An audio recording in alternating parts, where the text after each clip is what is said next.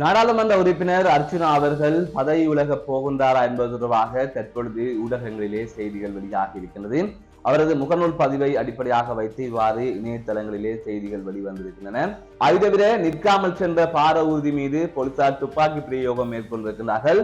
அதன் தொடர்ச்சியாக அந்த பார ஊர்தி திருடப்பட்டதாக போலீசாருக்கு தகவல் கிடைக்கப்பட்டிருக்கிறது.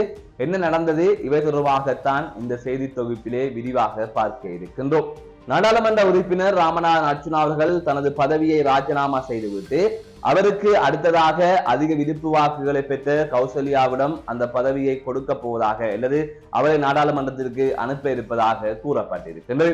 தொடர்ந்து இது தொடர்பாக அர்ச்சுனா பல முறை கூறியிருக்கிறார். அதாவது இந்த பதவி என்பது கௌசல்யாவுக்கு தான் போகும், நான் ராஜினாமா செய்துவிட்டு மாகாண சபைக்கு செல்வேன், இல்லை என்றால் கௌசல்யா விரும்பினால் மாகாண சபைக்கு செல்லலாம், நான் நாடாளுமன்ற உறுப்பினராகவே இருப்பேன் என்று பல சந்தர்ப்பங்களில் அவர் கூறியிருக்கிறார். இந்நிலையத்தான் அவர் தற்பொழுது முகநூல் பதிவிலே ஒரு விடயத்தை குறிப்பிட்டிருக்கின்றார். என் தலைவன் வழியில் மக்களுக்கான சேவையை நோக்கி நான் மாகாண சபையை எதிர்கொள்ளப் போகின்றேன், கௌசல்யாவிற்கு எம்பி பதவி என்கின்ற அடிப்படையிலே அவர் ஒரு முகநூல் பதிவை குறிப்பிட்டிருக்கிறார். அதன் அடிப்படையில் கௌசல்யாவுக்கு எம்பி பதவி கிடைக்கும் என்று கூறப்படுகின்றது. இவர் மாகாண சபையில் போட்டியிடுவது உறுதியாக இருப்பதாக கூறப்படுகின்றது. இந்த நிலையில் அவர் எப்போது எம்பி பதவியை ராஜினாமா செய்ய போகின்றார் என்கின்ற கேள்விகளும் எழுப்பப்படுகின்றது. இது தொடர்பாக தற்பொழுது யாழ்ப்பாணத்தில் இயங்குகின்ற இணையதளங்கள் செய்தி வெளியிட்டிருக்கின்றன. அதன் அடிப்படையில் தான் இந்த தகவலை நான் வெளியிடுகின்றேன்.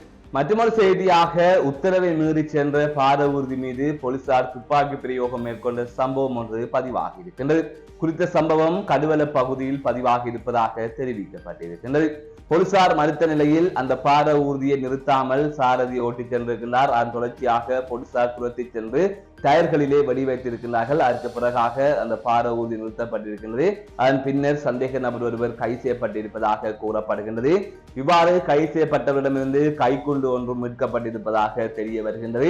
அதன் தொடர்ச்சியாக மேற்கொள்ளப்பட்ட விசாரணைகளின் போது குறித்த பார ஊர்தி தொடர்பாக அதிர்ச்சி தரும் செய்திகள் வெளியாகி இருக்கின்றது. குறித்த பார ஊர்தி வத்தலை பகுதியில் இருந்து திருடப்பட்டிருப்பதாக தெரிய வருகின்றது. நுரைச்சோலையைச் சேர்ந்த ஒருவருக்கு சொந்தமான குறித்த பார ஊர்தியில் மரக்கறி கொள்வனவு செய்து வந்திருக்கிறார். இந்த நிலையில் தான் குறித்த பார ஊர்தி வத்தலை பகுதியில் திருடப்பட்டதாக ஏற்கனவே முறைப்பாடுகள் பதிவு செய்யப்பட்டிருந்ததாக தெரிவிக்கப்பட்டிருந்தது.